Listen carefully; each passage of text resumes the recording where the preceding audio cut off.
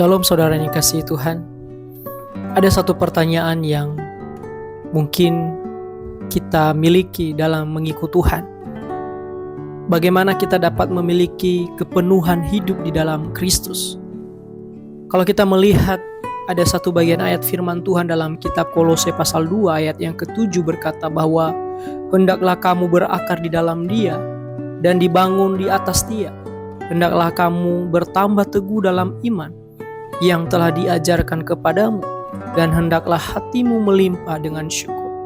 Saudara yang kasih Tuhan, dalam bagian firman Tuhan ini disampaikan oleh Rasul Paulus kepada jemaat di Kolose, supaya mereka berakar di dalam firman Tuhan.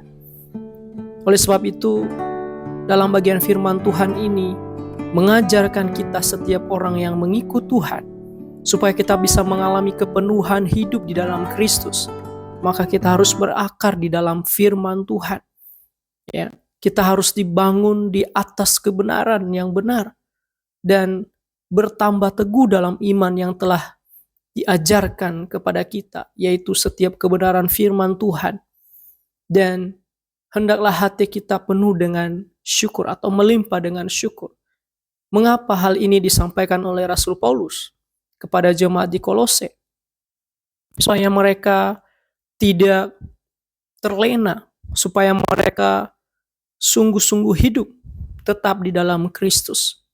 Mengapa terkadang orang selalu jatuh di dalam dosa, bahkan masih terus berkubangan di dalam dosa? Karena mereka tidak memiliki pengenalan akan Tuhan yang benar, karena mereka tidak sungguh-sungguh berakar dalam kebenaran yang benar, yaitu firman Tuhan, firman yang benar, dan mereka tidak bertambah teguh, dan mereka tidak melimpah dengan syukur. Sebab hal inilah yang harus kita alami dalam hidup kita sebagai pengikut Kristus, sebagai orang yang percaya kepada Kristus.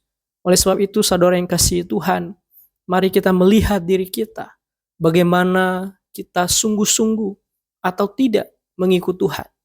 Apakah kita mau mencari kebenaran, mau terus berakar dalam kebenaran, atau mau hidup terus sesuai dengan apa yang Tuhan kehendaki atau tidak. Firman Tuhan ini mengajarkan kita, mari kita senantiasa hidup, dan hidup kita pakai untuk mencari kebenaran, untuk terus berakar, dan untuk terus dibangun, dan tetap teguh dalam iman, sesuai dengan firman Tuhan. Biarlah kebenaran firman Tuhan ini menjadi berkat bagi kita. Shalom.